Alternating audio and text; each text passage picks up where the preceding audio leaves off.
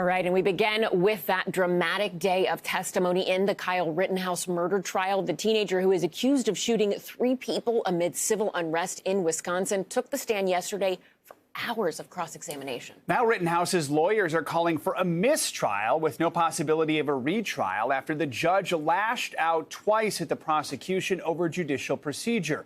We're covering it from all angles with NBC News correspondent Jay Gray on the ground there in Kenosha, Wisconsin, and NBC News legal analyst Danny Ceballos. Jay, let's start with you. This was the public's first chance to hear Rittenhouse explain in his own words what happened during that protest in Kenosha last year. What did he have to say?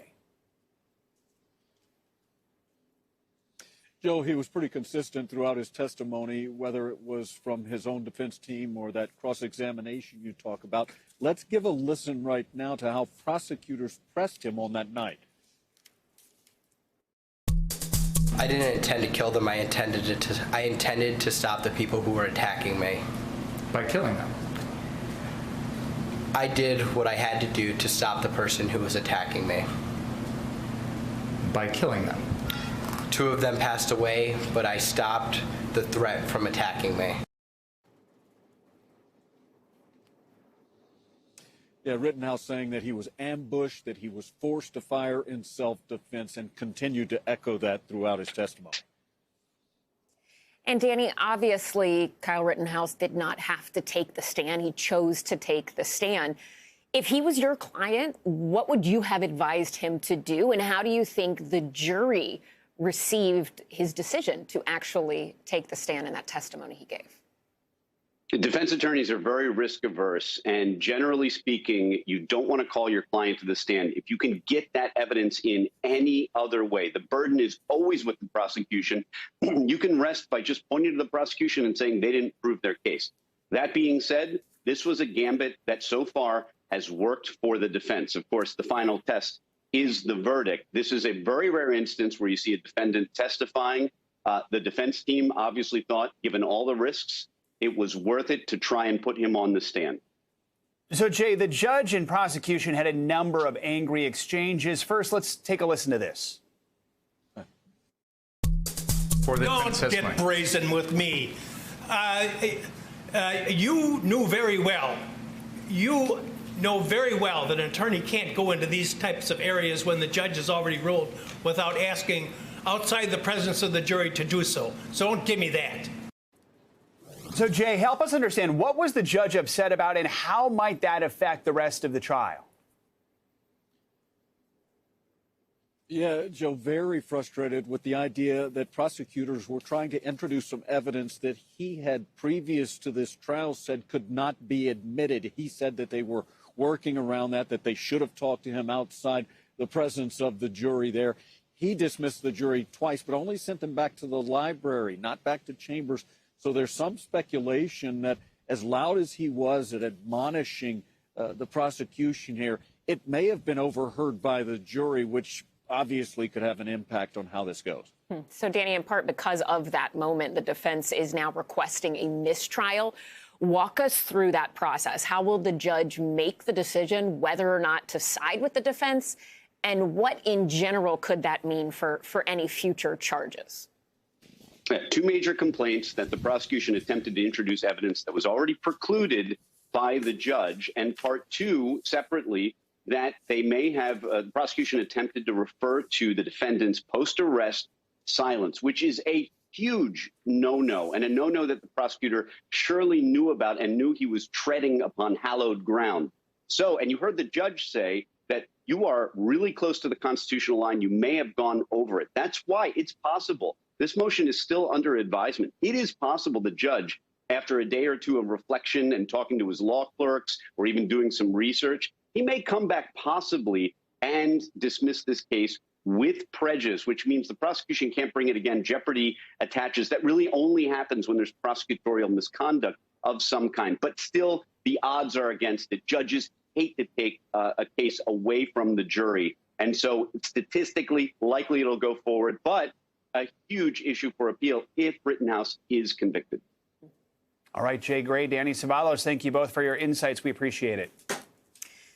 Now to new concerns about inflation this morning. You've probably noticed everything from groceries to clothes are costing a little more. But exactly how much more? The government reported yesterday that the Consumer Price Index, that's the price of a broad range of everyday goods, rose a whopping 6.2% in October, reaching its highest level in more than 30 years. And one particular area driving that surge is the cost of gas. That jumped by more than 12% over the month. That is pushing gas prices higher at the pumps, particularly in Connecticut, where it is nearing an all-time high not seen in more than a decade. MSNBC anchor Lindsay Reiser joins us now from Fairfield, Connecticut, with more on this. Lindsay, walk us through the situation at the gas pumps over there. When we say high prices, how high are we talking here?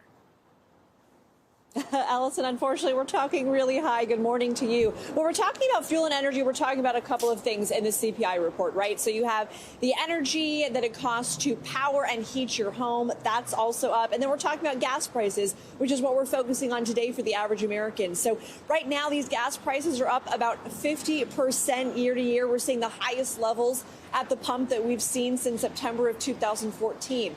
According to AAA, about the average price of a gallon of gas nationwide is about $3.42 a gallon. Here in Connecticut, it's much higher, $3.54 a gallon. This gas station is even higher. And that's about a quarter more than what people were paying just last month, and nearly $1.50 more than what people were paying this time last year. And Allison, we keep inching closer and closer to that all-time high here in this state in 2008, and that was $4.39. And one industry expert that we talked to says we are not even inching at this point. We are soaring, Ellison. Wow, $4.39, old high. How did we get to where we are right now? Why is it that gas prices in particular are being impacted so much? Yeah, so I talked to Chris Herb. He is with the Connecticut Energy Marketers Association. He says, you got to take us back to econ in high school, right? It's a simple case of supply and demand. In the pandemic, everything shut down. So did production. Now all that demand has ramped up and production hasn't been able to keep up. Let's listen to what Chris told me. Suppliers of oil did not realize that the comeback from COVID would be so quick. And what's happened is the supply chains have had a difficulty catching up to that increased demand. That is being compounded by President Biden's energy policy, which has reverted the United States from being a net exporter of fuel to being an importer again. So we are once again at the beck and call of OPEC and Russia to increase production, which they've refused to do. So until that balances itself out, we're probably going to see higher prices in the short and medium term. Ellison, I'd hate to be the bearer of more bad news, but it doesn't sound like it's going to ease up anytime soon. And we can talk about when we might experience some relief. But I can tell you with the holidays coming up, AAA is expecting basically levels very close to pre-pandemic levels of 2019, the largest jump in travelers that we're going to see since 2005. 90% of people, Ellison, say they're going to travel by car this Thanksgiving holiday. Yeah, I was going to say, you look at just travel where we are right now. Obviously, a lot of people are hoping that they will see those prices drop. You said that it doesn't look like that's going to happen anytime soon. But is there any indication of when we might start to see even a little bit of relief, or is this just on the up with no end in sight? Look, here's the tough part. The experts that I'm talking to across all these sectors here impacted by this CPI report, so we're talking gas, we're talking food, they're not even expecting it to peak yet. They say it's going to keep inching closer, and we're not going to see any relief probably until the first, maybe even the second quarter of next year. Ellison. Great. Lindsay Reiser, thanks for that. Those inflation numbers come as the president hits the road touting the recently passed $1 trillion bipartisan infrastructure bill. NBC News White House correspondent Monica Alba joins us now. So, Monica, what is the president saying right now about the high inflation rate? Well, this did put the White House on defensive a bit, Joe, because yesterday when the president scheduled this event, he thought he was going to be touting this legislative victory on the bipartisan infrastructure plan. But of course, those inflation numbers put everything into a bit of a different context. And he did want to send a message to consumers that he understands. He offered a sympathetic tone. He said, essentially, I feel your pain. And then he made an argument for why he thinks the rest of his economic agenda might be the answer to some of these woes. Take a listen. Many people remain unsettled about the economy, and we all know why. They see higher prices. They go to the store online, or they can't, or they go to the store or go online, and they can't find what they always want and when they want it. And we're tracking these issues and trying to figure out how to tackle them head on. My administration, with the help of the folks on my left over here, has a plan to finish the job at getting us back to normal from the pandemic and having a stronger economy than we ever had before. Of course, these high inflation numbers do undercut one of the president's central tenets and messages that the economy is on the road to recovery and that his plan is working. So the White House now is working overtime to, again, try to say that if they can enact the Build Back Better plan that could create millions of jobs, that would help. But there are a lot of concerns, and it's not just from Republican critics, but from some Democrats as well who are seeing this and are a little worried about what's to come, Joe. I mean, Monica, at the Port of Baltimore yesterday, the president was talking about the bipartisan infrastructure bill, which was recently passed. Does the White House think that bill could help fight inflation? That's a part of it. And of course, there's a main question here about the implementation of that $1.2 trillion plan. That shovels will be going into the ground soon. The president, of course, has already announced a signing ceremony with Republicans and Democrats here at the White House on Monday. And then he said Americans should start to feel the effects of that 1 to 2 months from now. So it's still going to take a little bit of time, but that is this administration's position. The issue, however, is that we already have Democratic senator and that key, sometimes Senate holdout, Joe Manchin, expressing concern. He's been saying this for months, that inflation is a big problem and a reason for why some of these packages shouldn't be so large and so much shouldn't be spent. And now, after that came out yesterday, he issued another statement. So that's what's going to create a big uphill battle for the other piece of this. So the president, while taking a bit of a victory lap on infrastructure and why they do feel that will help the economy, now is put on his heels a little bit about whether this other giant plan, the $1.75 trillion so-called human infrastructure plan, whether the timing of that is right, whether they're going to have to wait. We know that the House and Senate are out of session. They'll be back next week to start to debate that, to see where that goes to next, Joe. Yeah, I mean, looking at the politics of this, you've got high inflation rates. The president's facing sagging approval ratings. Democrats lost the governor's race in Virginia. Does the White House think infrastructure bill's enough to turn things around? What else do they think needs to be done? They are really going to point to what they've been talking about for the last 10 months, which a big part of this is also the pandemic, and reminding everybody that in the midst of this health crisis, vaccinations need to continue and that people need to remain vigilant. Now that kids 5 to 11 are approved, parents should try to get them to get their shots. Anyone who's eligible for a booster, the president and the White House are going to argue that, of course, these twin crises from the economic perspective and from COVID-19 are something that need to be tackled together. So they're going to continue to argue that while saying things like child care, elder care, everything that's in the so-called human infrastructure bill and the Build Back Better plan, they believe can really help with that. The question is, again, this implementation. Things can really continue to progress on Capitol Hill, but it doesn't mean that they're going to be signed into law anytime soon. So Americans wondering when it's really going to benefit them, that's still a bit of an open question, and one the White House still has to convey and make their argument on, Joe. All right, Monica Alba, thank you. With major progress being made on vaccines and COVID-19 treatments, many are asking new questions about kids getting vaccinated and continued mask use in schools. The White House now says about 900,000 kids 5 to 11 years old have received their first dose of the Pfizer vaccine, a little over a week after regulators authorized the shot. NBC's Lester Holt asked CDC Director Rochelle Walensky what this vaccine rollout for younger kids means for masks in school. And I would say masks are for now, but they are not forever. I would say as our children are starting to get vaccinated just a week into this program, to continue to scale up our vaccinations for these children and to not yet get complacent with our mitigation and prevention strategies that are keeping our children in school. Let's bring in Dr. Maddie Thatchwayo-Davis. She is the Director of Health for the City of St. Louis. Thank you so much for joining us this morning. Let's start with kind of the big question as it relates to schools right now. What do or should COVID mitigation measures look like in schools right now? And is there, from where you're sitting, sort of a magic number, a certain percent of a school student body being fully vaccinated, where you would feel comfortable saying masks are no longer necessary inside the classroom? Yeah, unfortunately, I think this idea of a magic number is one that we keep coming to, but is just not the way that this works. Unfortunately, there's so many other factors that have to come into play. The case positivity rate of the city, county, or region you're dealing with, how vaccinations are going, but particularly what the trend is like and the time of year has to be taken into account. With our children, these are our most vulnerable. I'm a mom. My child turns 5 in 2 weeks, and getting her vaccinated is going to be the single most important thing for me as a parent. It's been absolutely terrifying not to have every available strategy for our young kids.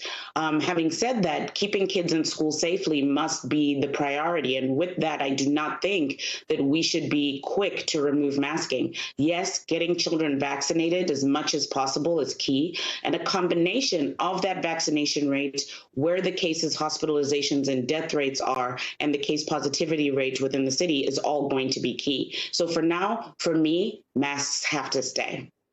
Some experts have warned of a winter surge, possibly starting around Thanksgiving. Some say that it has actually already begun. The director of the University of Washington's Institute for Health Metrics and Evaluation says, based on their current projections, and I'm quoting here, we see increasing evidence in the northern hemisphere that the expected winter surge has started to unfold. What are you seeing in St. Louis right now, and what do you expect to see as we really head into the winter?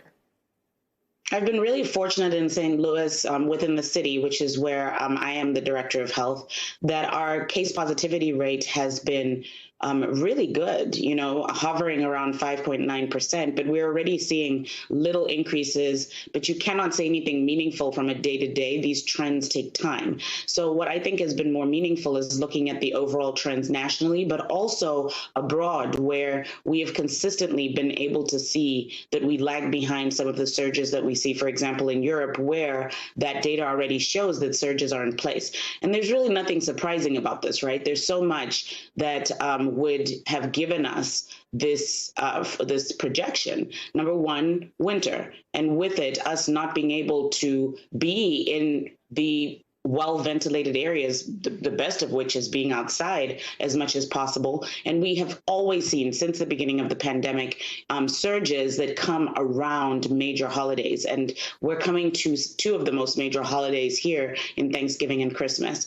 And so, yes, I do think that anticipating a surge, and more importantly, not worrying about, if it's for sure coming, but being prepared for whatever may come. And with that, my prior message stands in place. For me, having all the mitigation strategies in place that we know have helped us, we know have kept us here in the city, at least, with that case positivity rate in place. One protective route people are trying to take is at-home COVID tests. A lot of people planning to travel this holiday season, they are scooping those up as fast as they can. But one company has expanded a recall of its test, including roughly 2 million test kits that were shipped to the U.S. just last month. This is called Illume, is the company. They say that the tests have been reporting a higher rate of false positives. What should people know about at-home tests? Would you say that they are reliable, or do you think people should take other measures? There's no sweeping answer to that. There are so many different types of at-home tests out there. And what I would say to people is, before buying one, you need to look at what type of test it is. Has it been validated through the appropriate channels? Because the variability in accuracy of these tests is unfortunately very wide. And so while you believe you're going into the store and picking up a test, that says nothing about the accuracy of the test and its reliability to be able to safely tell you that with a high degree of certainty, you do not have COVID. Or you do. And that's unfortunate, because one of the things that's been disappointing to me at this time is that by this stage, we really should be focused on getting those types of tests in play, especially for all the reasons I've spoken about today. We have these holidays coming up, travel, and of course, our kids in school. We should have the capacity to have rapid, well-validated tests in hand that allow us to also add to these mitigation strategies, right? The ability to test ahead of time and to have a high degree of certainty that the answer you get is in fact reliable is something that the U.S. should have in play at this time. And so it's my hope that the powers that be will really focus on this, because it makes it difficult for us to protect our families and the public. All right, Dr. Maddie Thatcher-Davis, thank you so much for your insight and time this morning. We appreciate it. Let's get a check on your morning news now. Weather. Vanessa Webb, good morning. Hi, good morning, guys. I hope you've been enjoying all the sunshine we've been seeing across the East Coast. That completely starts to fade away this afternoon. If you're in the Ohio Valley, we do have a large storm system. We're going to go from fall to winter very quickly. We already have blizzard warnings that are put in place for South Dakota, extending all the way into Minneapolis. We're also watching a little bit of severe weather making its way through Louisiana right now, but it will quickly move out early afternoon. And you can see this line of storms. It will make its way into the East Coast, mid-Atlantic, and it's really across Northeast Ohio I'm focused on, where we could see our first official snowfall of the season. So it's really going to be delaying travel this afternoon. Now, if you're in the Northeast, I'll give you one more day of temperatures really on the mild side in the lower 70s. But tomorrow morning, early morning commute, if you're from DC, Philadelphia, New York City, even the Boston area, you're going to be dealing with some rainfall rates up to 2 inches per hour. So we're watching for flash flood watches about to go into place probably early this afternoon. These are some heavy storms that will continue to make its way through even for your Friday evening. So this is going to kind of spoil some plans as we start the weekend off.